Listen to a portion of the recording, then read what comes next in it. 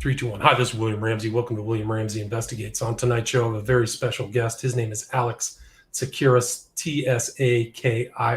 He's just published a book.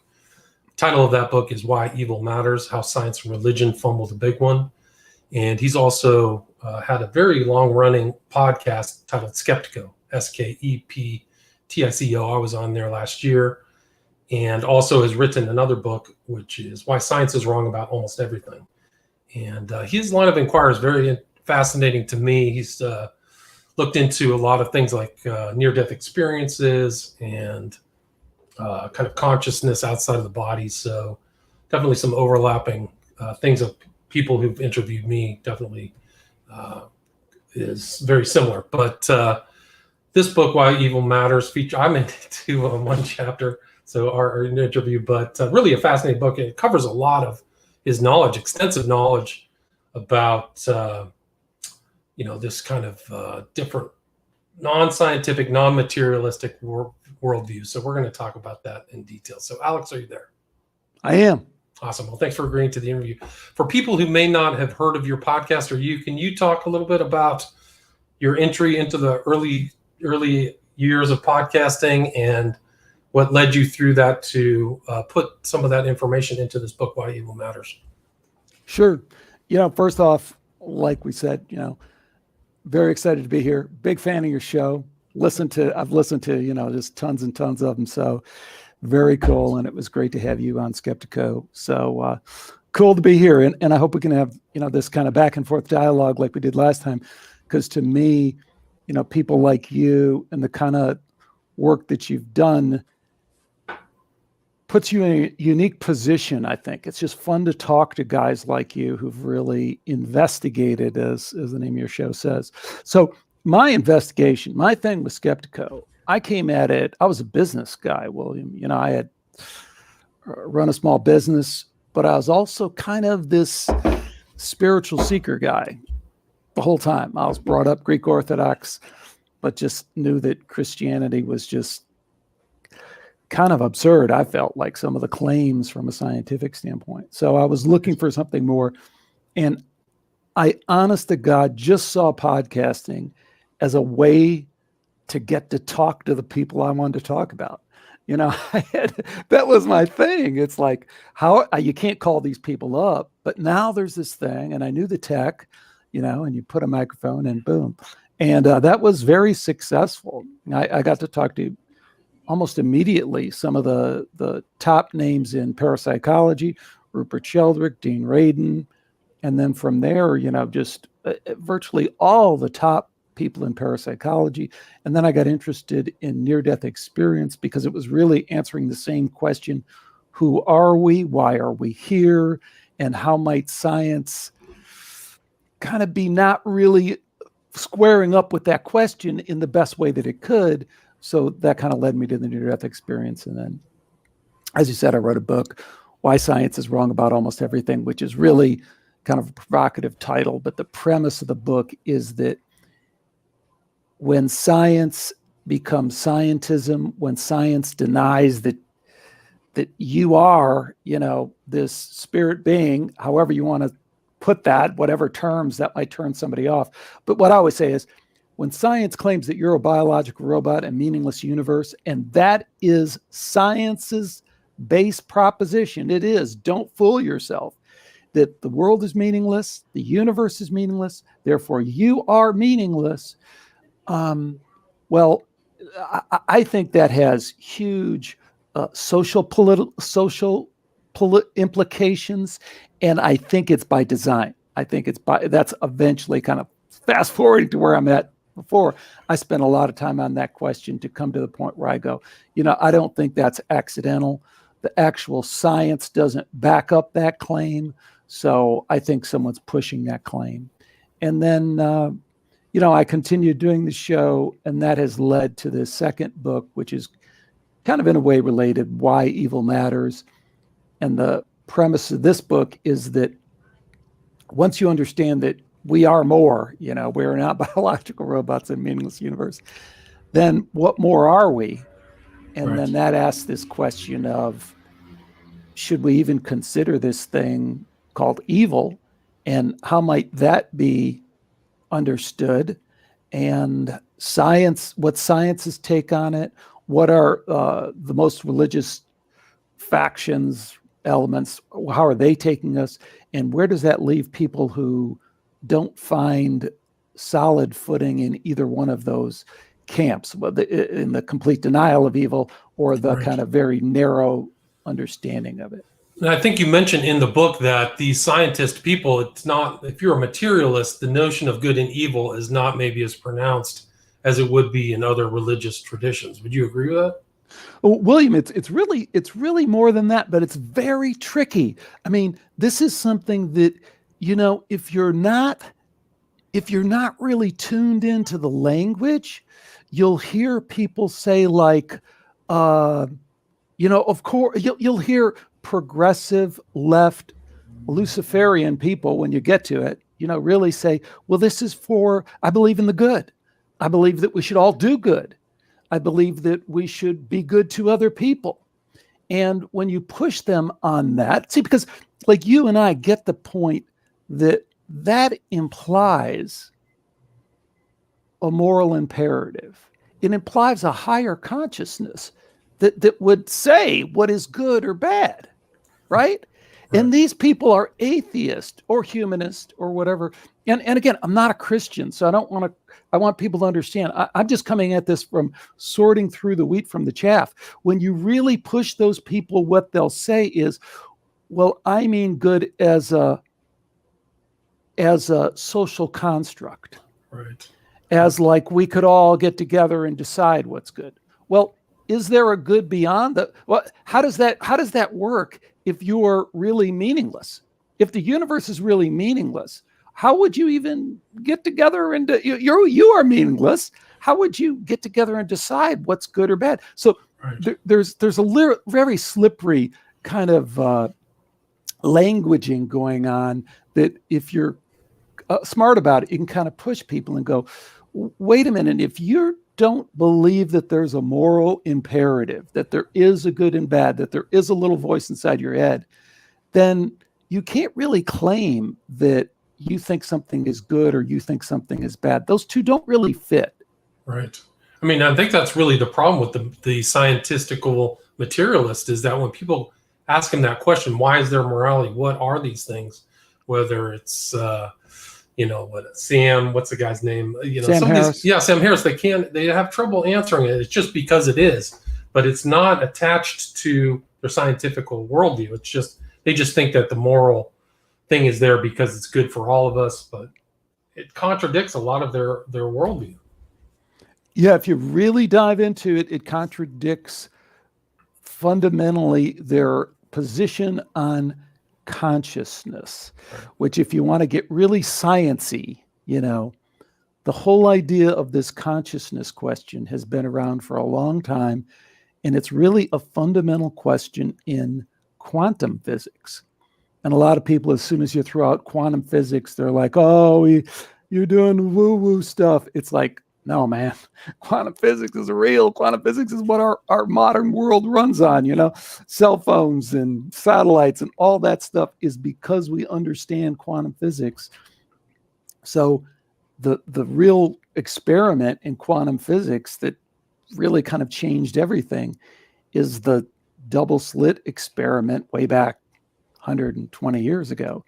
But the real point, they should call that experiment the consciousness experiment, because what they wanted to show is whether or not this thing that they seem to be popping up, which is this human factor, this consciousness, this soul, was really measurable inside of a scientific experiment. And what they found is, not only is it measurable, there's no way to get away from it. It's in every experiment. They call it the observer effect. And then a lot of people, that was so unsettling to science that they did this thing that we call shut up and calculate. They kind of ruminated it for a while, and all the top physicists of the time said, oh my God, it's about consciousness, it's about God, it's about mystical, we don't know. And then some people goes, hey, stop all that. Right. Let's just see if we can make some iPhones out of this and some bombs and all the rest of the stuff that we make. And shut up and calculate has kind of ruled the day, which is what you can do too. Science can be used for any purpose. Right. And I think you mentioned that in your book. You talk about Michael Shermer just ignoring certain evidence that he doesn't even want to address. Right.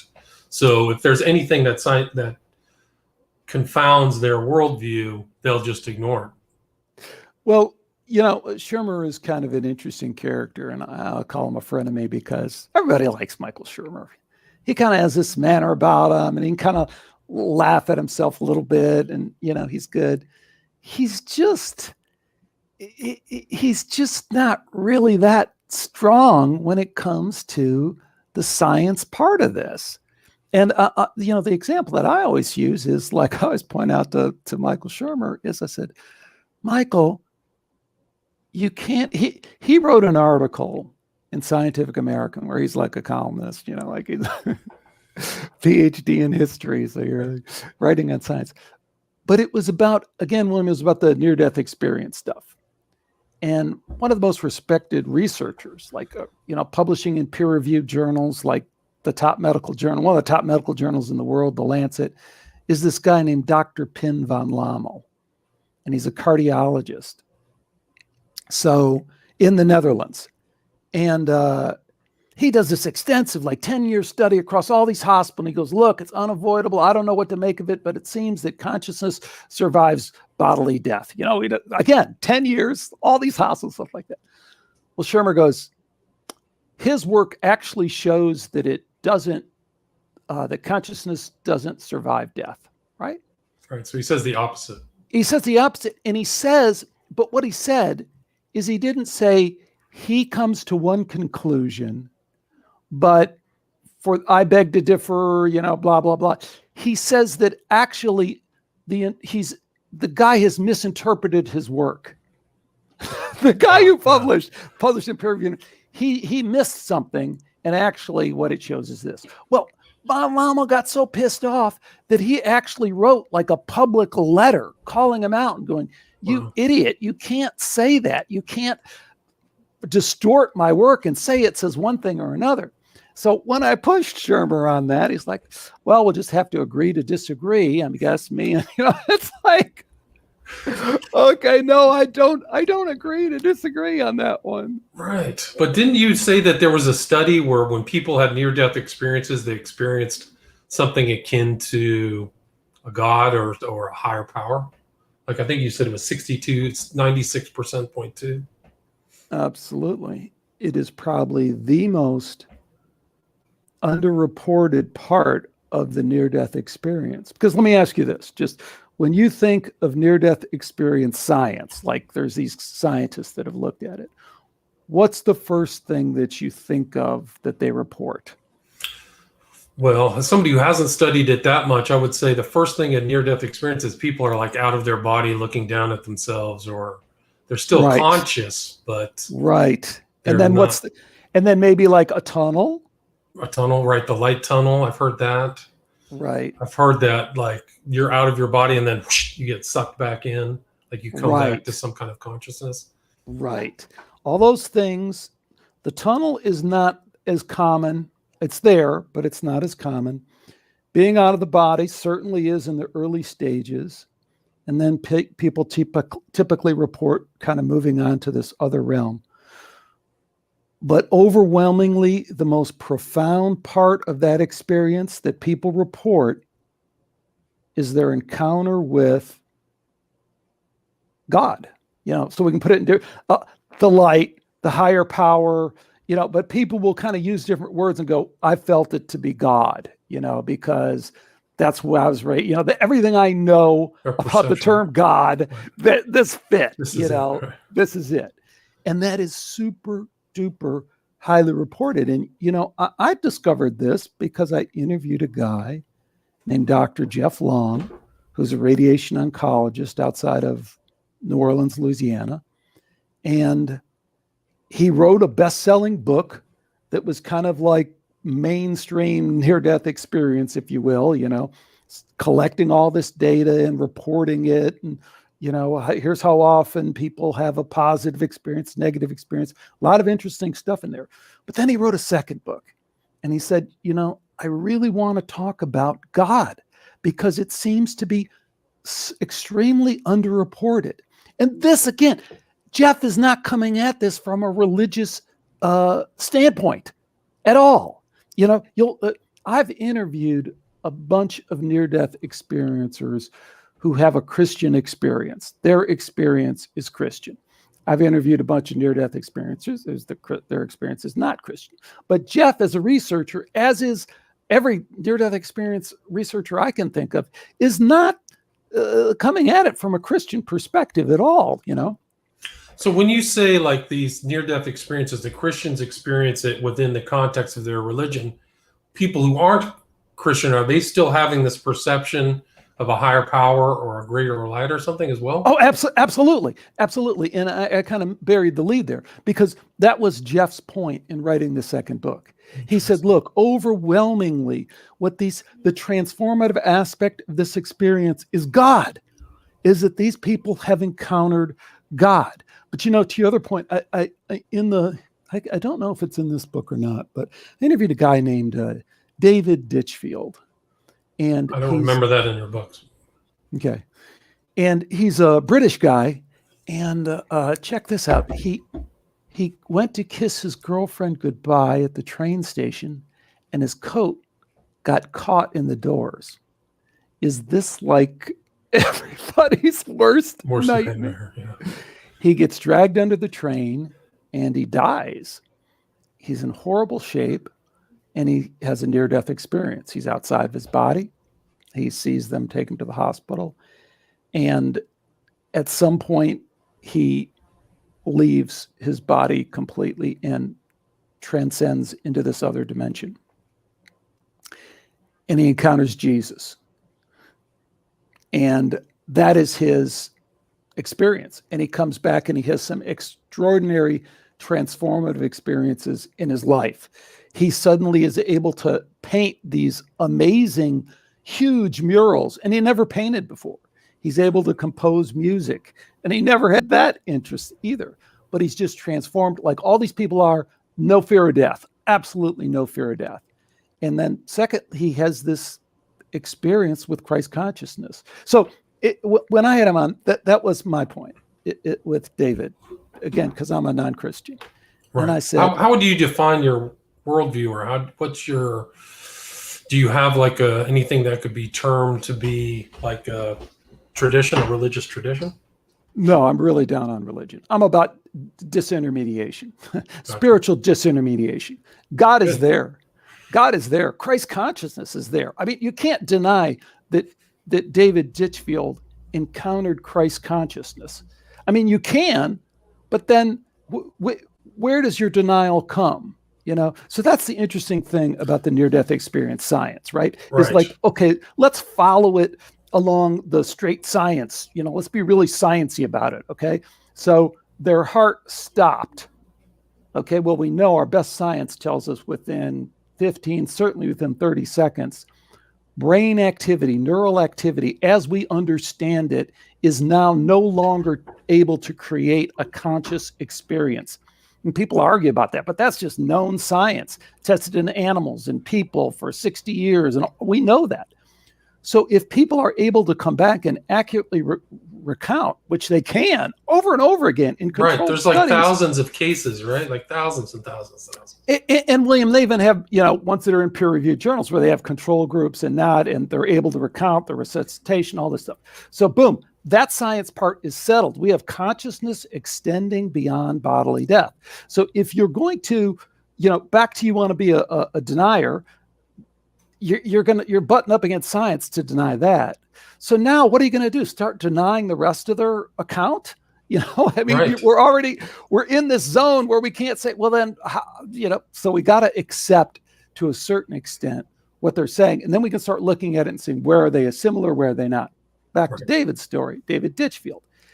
He has an encounter with Christ consciousness. We can't say Jesus Christ because it wasn't in the flesh, right? I mean, it's some kind of, we don't know what it is. It's in some extended realm that we don't really understand. And he's encountering it. But my question to David was this. I said, David, I've talked to a lot of people who have had near-death experience, and I've talked to people who have had multiple near-death experiences. And some of those people have told me that they did encounter Jesus or Christ consciousness.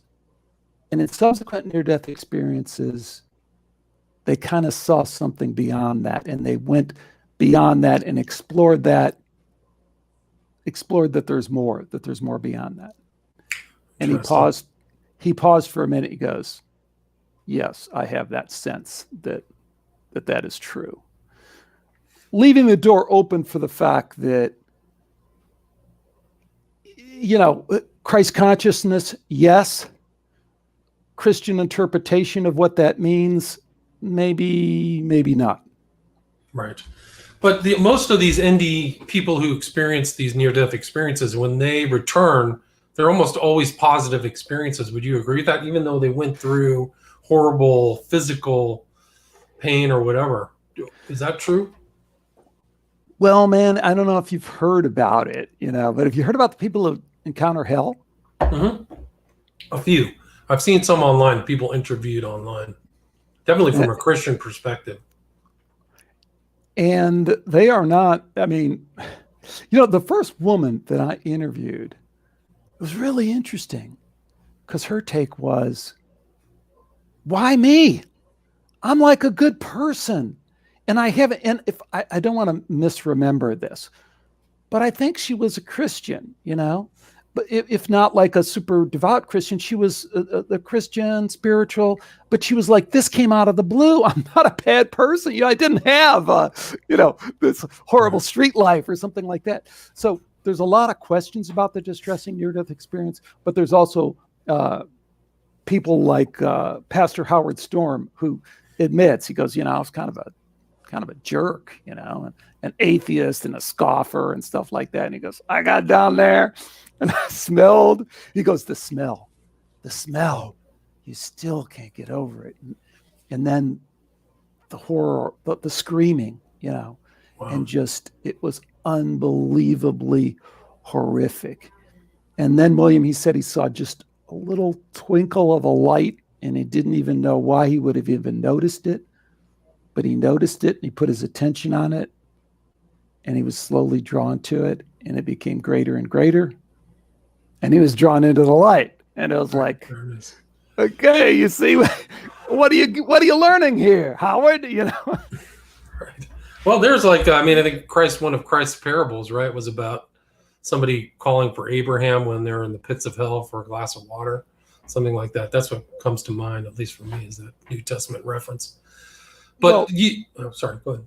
No, I was just going to say, isn't that? I think that's incredibly. We cannot assume that the near-death experience is anything new. It's apparently just how the universe works in some way. And if we hear about it more now because of more people are being resuscitated, I don't even know if that's true. Everyone kind of makes that assumption. I don't know if we have really good data on that, but it seems to be part of the way that this larger extended consciousness works. Yeah, it's interesting. It's just probably within the last 100 years, people are starting to record that, right? So then, like UFOs, maybe is something similar. These out-of-body experiences. People through time have talked about ghosts or, fairies or something else they've seen, but these are things that are starting to actually be calculated. It goes back to what William James, varieties of religious experience. So all the way to the Noetics. You had Radin on, right? Because I talked to Radin myself, and I didn't know that the Noetic Society finds its basis within William James, the varieties of religious experience, which we're talking about here. The NDEs are definitely a religious experience. Would you agree with that? Well, if not a religious, a spiritually transformative experience, no doubt. Maybe religion isn't the right word now. And Plato's Republic famously has a very vivid NDE story, and it's about, somebody on the battlefield and then going to. So I think if you look for them, they're there. They're there. And so within this context of what you've accumulated, this vast repository of information from all these different people, that seems like that's what brought together, does evil matter? What's the concept of evil and how does it apply in the world when you see so many evil things happen, what could be described as evil? I mean, what's your how did you formulate these are the ones or these are the people that I want to include in this book? Well, I definitely, our interview that we did and that you did such a terrific job for me on, I think was so key to one of the aspects of this Why Evil Matters thing. Because as we talked about in that, the really strange part of the way evil is treated in our society is this kind of very wacky, it seems schizophrenic, but if you really look at it, it seems deviously kind of orchestrated. So on one hand, you have science, and science not just in the buttoned up science types, but as it works its way through our culture in general. Like if you're smart, if you're intelligent, if you're not a wacko, of course there's no real evil. That's just kind of pretend. It's fantasy. It's make-believe. But then as you and I talked about, if you just turn your eyes a little bit over in culture the other way and look what's on Netflix, man, it's all about evil. It's about like, dude, evil exists. And as a matter of fact, they have it all. They really are presenting a message that, hey, it's good versus evil, and it's squared off. It's the latest UFC match. We don't know who's going to win. And it sure looks to me like evil's got the upper hand, so come join our side kind of thing. Right. And I would agree with that messaging is right. And at the same time, you're parsing it like, oh, wait, I just heard over here, and I went to school, and there's no evil, and that's totally insane. And now I hear this. And then I'd say the third category is when you go talk to religious people, particularly fundamentalist religious people, they're going to take that and say, okay, good, glad you're over here with us. Now let us tell you exactly what this is based on our book. And it can't be anything else besides that. And here's how it all kind of works out. And that hasn't exactly stood up to scrutiny. I mean, if you look at the Catholics, who are really the origin of the kind of Christian tradition, but if you look at the Mormons, you look at, I don't even want to go through all the list, but it's a long one. It's a long one. But I mean, it's there. The concept of evil is there in the Lord's Prayer, right? Finishes with deliver us from evil. So the concept, at least as promoted by Christ, is deliver us from either our Father who art in heaven. So there's another parent, another place, right? Heaven. And then there's the reality of evil, but it still exists even whether you're in the Christian tradition or not. But there's definitely so many evil things happening today. Like it's odd when, like your statement, where the science does not, or the scientists do not really address that as an important moral thing to look at, something to be noticed. It's almost never mentioned by any of those people. And even kind of in religion, almost today, the kind of pop Christians or some of these other kind of groups almost never talk about that or ignore the reality of in my opinion, spiritual evil. Like, I don't know how much your research is into, possessions or exorcisms or things like that, but from what my reading, it seems to be there. Like you talk about NDEs and the positivity or this Christ consciousness or somebody relating to God, but I've heard of other stories of people like having, sleep paralysis and things like that as well. Do you know anything of that, or do you have any insight or opinions on that? Not so much that, but where I thought you were going to go, and I was hoping you would, because I'd like to hear more. When you look at like the serial killer thing, which has been super popular, man, I think there's a lot of threads in there that lead back to this extended consciousness relationship to evil thing, which has me, very interesting, because the whole thing of why evil matters is because if we're going to even begin to tackle and ask some of these questions on kind of a deeper level, we have to say that it's important to ask these questions. So I think you had a quote from M. Scott Peck in that. He wrote a book kind of on that subject, right? He did. Yeah. But what have you encountered? You've done some incredible deep dives into the, serial killer and some of these killers, and the connection to an extended force that, people that they're trying to connect with. No doubt. Crowley himself is definitely trying to connect to the Christian concept of Satan, and he disguised it and blinded it. But I definitely say Crowley there, or I just watched the 4-part series about Richard Ramirez, who was arguably a member of the Church of Satan. He says he's doing things of the evil side of the human consciousness knowingly. And I mean, he was a monster, and he had the pentagram and everything like that on his thing. So there's a lot there. You talk to like the guy from Matamoros, who I just talked about. Like, I mean, some of the worst type of stuff. I mean, totally evil person. It was Jesus Adolfo Constanza, I think was his name. He was a practitioner of Palo Mayombe. So I think if you really look at some of the stuff, or like the basically what the True Detective was based on, with these guys who like twisted Christianity and were doing rituals in a church outside of Baton Rouge. So I do believe it's there. I do believe in a spiritual evil. Like, I do believe in God. But I definitely believe that there's a darker side that people try to key into for whatever, money, power, fame. I just listened to your interview on the Jim Jones thing. And I thought that was, it just pops up in places that if you're not clued into it, you don't see how it might get you there, in terms of, I mean, I have to say, I always thought, because the way it was portrayed, that the Jim Jones cult was a Christian cult.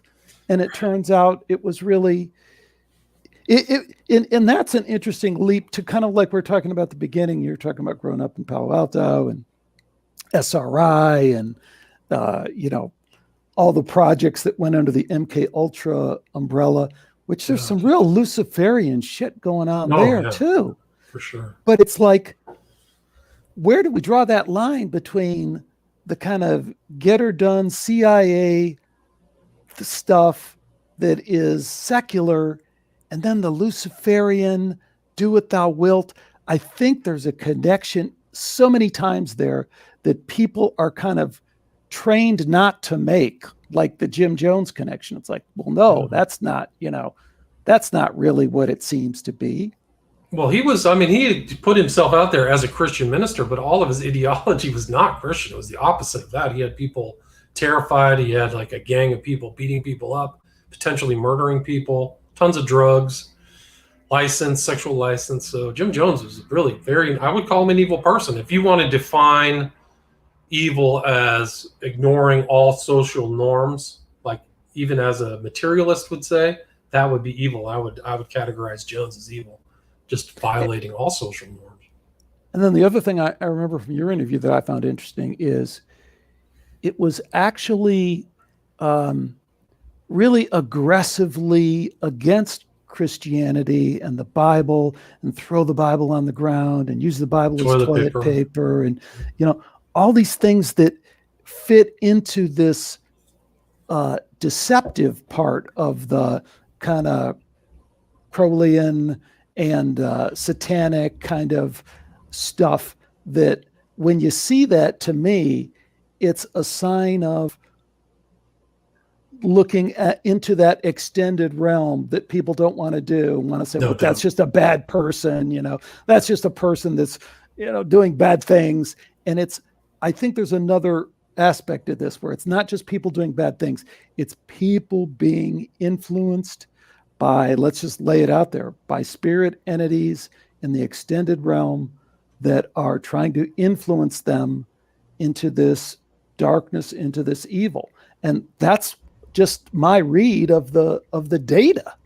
Yeah, me too. I agree with that. Jim Jones called himself God. There's actually videos of him, supposedly preaching a Christian message, but saying, I am God. I am God. Listen to me. They call him Father. It's just non-biblical. Christ specifically says, call no man father or rabbi. You only have one father, one rabbi. People ignore that part of the Bible. But I think that you can go through time. Go back, Gilles de Rais, I did a show on him.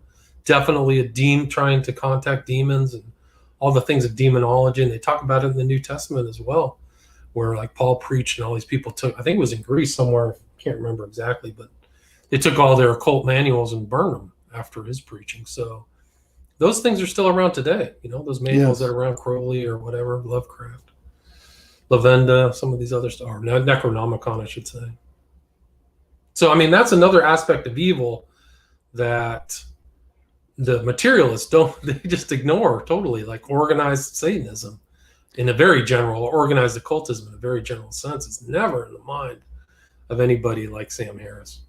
Well, it's funny, again, because this is back to what we were talking about earlier about how the best read I have of that is if you really consider both options. One is just kind of, that's their belief system. They just don't believe that anything is possible. They're these hardcore scientists. If I can't see it and do it, okay, that's one way of looking at it. The other way of looking at it is to say, maybe there's a control level above that, which we all get from a conspiratorial standpoint, that is design the system so that that's what you have. So you have a science that is very soulless, that is telling you you're meaningless, and that then you can kind of bounce these off of each other and find cover when you need to by kind of taking the science angle. But then if you want to push the fear button, you can come over here and push that button. And I'm just not seeing enough people really calling that out and saying, hey, wait a minute, you can't have it both ways. I mean, you can't say it doesn't exist and then at the same time say it's cool and hip and we're winning the game against God. Yeah, it's true. No, it's interesting. I mean, you can get into this kind of concept of at least the modern materialist scientist, and it's like, it's kind of a religion. It's an atheistic, nihilistic worldview of meaning. And I mean, I always think of Darwin where, you're supposedly from apes, and therefore you're relegated to a life of ruthless competition for survival. Is that really that's really what the randomness is telling you? So I've always had suspicions about that philosophy behind science or scientism. And there is a philosophy there, even a religion maybe. Yeah, and the interesting thing about Darwin, and I did a couple shows way back on that I thought was really interesting, because Darwin, how Darwin was originally taught was as they're the co-discoverers of theory of evolution is Darwin, and gosh, now his name is escaping me. Isn't that horrible? Because his name is this is the guy we're supposed to remember, Well, there was an argument that he ripped off his ideas from somebody else. They were working on the same thing. Yeah, he totally did. There's absolutely no question about it. Oh, it's so aggravating when I forget names like that. But anyways, the thing about Darwin, if you look at it, two things always stand out to me about Darwin. One is clearly there's no other way to read the data that survival of the fittest is an overlay, because it's never been about survival of the fittest. So true. Absolutely. It's about non-survival of the least fit, right? So you don't have to be the fastest gazelle. You just can't be the slowest. Slowest, right. And then the other thing that comes through just from the data, and it gets miscast because it had a different social political agenda, which was to kind of promote capitalism, kind of, which it was part of the imperial program, in my opinion, of England, of the 1/4 of the earth, and everybody else is not equal to us. There's no question he came through the Royal Society. So all that stuff was disseminated through the governmental system of Royal England. Well said, because I'm glad you corrected me on that. It's not so much about capitalism, it was about imperialism. Oh, it's about that too. Oh, no question, because they took all that money from India and China and all that stuff, but there was a lot there. Darwinism, supported that as like, these are the inferior races and blah, blah, blah. And now today, I think that Darwin is in real trouble because there are researchers out there from kind of a Christian perspective that said that the randomness of change necessary to create a human being can't happen in time. It's like some odd, like 1/56, cubed or something, where like the amount of changes to create a human being. So you come through Darwin, you're back to square one. What are humans? And which even in your kind of view, the NDE takes a human being beyond the five senses, right? So you're saying something else is going on. Like, I think that something much more is going on than materialism. The totality or the topography of that, for me to write it down, I don't know. But I think your show is doing a great job in mapping that out, for sure. And this book as well. Well, thanks, William. That's nice of you to say.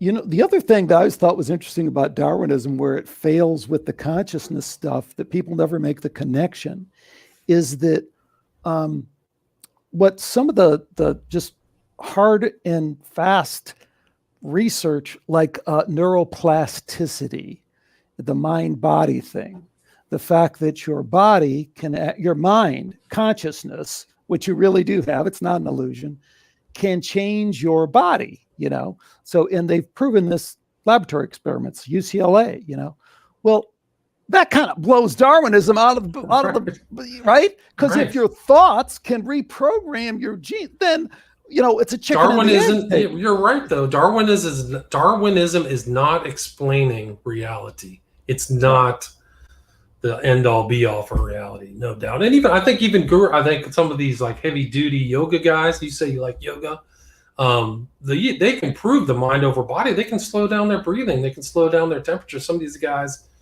do things that aren't explicable, like oxygen intake over a period of time. Like, that was kind of their fame. Interesting story. When I was reading your book, Iyengar kind of popped up, and it made me just make it a Crowley connection, because one of Crowley's later disciples was a guy by the name of Gerald York, and he was friends with Iyengar. He invited Iyengar and popularized Iyengar yoga back in the 50s. So it's just an interest. Look up Gerald York.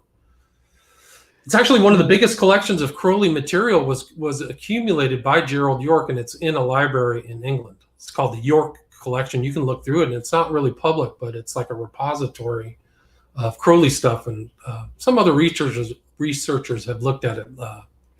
You might know his name. It's Luckman or something. He used to be a band member of. Yeah, of course. He writes a lot of occult kind of or esoteric books. But he's been to them. Oh yeah, okay. I've interviewed him, but it's not a pleasant experience for either one of us, as I remember. I forgot what his OTO. Lackman. Yeah, Lackman. Thank you. His OTO. I forgot what his OTO spiritual name was, but that should tell you something. Anyway, so York, Iyengar, interesting connection. It's just something that popped out of me when I was reading your book. Sorry. Oh no, that's quite all right. I mean, I think the whole yoga thing is interesting because, I don't know if you got to that part, but I think I love yoga. I'm a big yoga practitioner. Your mic is coming in and out there.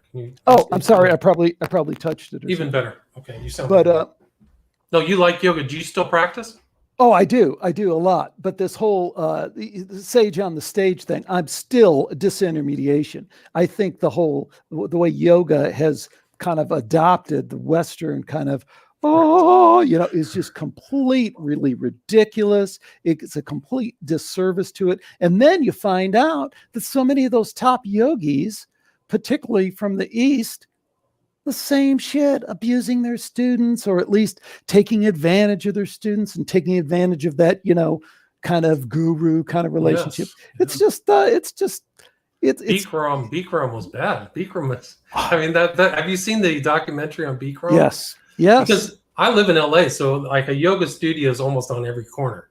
So Everybody's doing all different forms, but I don't think they're even close to being attached to the original notion of yoga, of like some kind of spiritual event. They're really more interested in, I think anytime you stretch and you can sweat a lot is good for you. So I think yoga gives that opportunity to people here. But yeah, Bikram was bad news. That documentary showed that, it seemed to indicate, or in my opinion from watching that he lifted a lot of his techniques from somebody else and then popularized them in the States as his own. That's what it looked like. Yeah, and I think that's probably true. And I guess, that's what I was really kind of driving at with this project, and where I'm still kind of driving at is that, I think the solution, not the solution, because there's no solution, but I think there's another level of understanding that we can get to all that stuff if we can start getting past the box that we've been put in by science, by religion, and by culture that's kind of messaging us this kind of in-between message.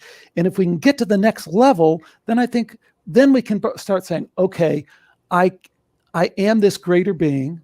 I am able to connect with this higher power, even if I'm not doing it. That is possible. So what helps me do that? What helps me? What prevents me from doing that? What am I experiencing on a personal level when I'm yelling at my kids, or when I'm feeling the need to just blow it off and get drunk, or all those things come into focus when we start using what we actually do know about the extended realm. And I think evil, what evil to me is a lens to, it's kind of like the shock therapy. It's kind of like, okay, I get that there's something out there, and now I can start paying attention to how I can turn to the light rather than, turn to that. But you could even say that the darkness is the negation of realizing there's something beyond scientistical materialism. I mean, you could actually make that argument that that's what's evil. I actually think that a lot of that look is intentional as a means of human control, and that there's a certain amount of classism or elitism where the people at the top are doing strange rituals, they're telling you that you're just a monad. What's the line that you use? Biological robot in a meaningless universe. And I think that there's something about informational monopoly and something like that where, the herd, they don't want the herd to really try to have any uplifting. Well, they don't want that connection between people and something beyond their senses for whatever reason, because it might be a threat to their control. Would you agree? Definitely. I would definitely agree with that. But the other thing I would agree with, I would put out there is that in a way, evil gets way too much press, because I'm a believer from my research and from my personal experience that, the light is always there. The light is always there and is always available and wants us to be drawn to it. It's our decision to go to the darkness. And we all do it for different reasons at different times. And sometimes we don't know what to do with that energy inside of us, or we have patterns that we've developed and all that stuff. But the light, I think, is where the action really is. And I guess that's the part of the thing that I don't quite, I really get a little bit annoyed at how there's this portrayed this battle between good and evil, and they're kind of these competing forces. I see evil as more of a just lost, confused, misguided kind of step than it is like this ultimate force that is on par with the good. Right. Yeah, I would agree with that. I don't think evil's on par with the good. I don't think the Bible, at least from a Christian perspective, teaches that, but it does teach that there's like an antagonistic force. But I do think that some people do operate in that realm. I think like you talked to Horsley about purification through transgression. So it does, like Crowley, is a really obvious example, but I think that some people do willingly operate in that moral darkness intentionally for their own benefit, for whatever benefit they think they want to achieve. And I think, as your work kind of reminds us of over and over again, is they can create a lot of havoc. One person in that mode can create enormous havoc and just pain and suffering, really, just terrible consequences. Yes.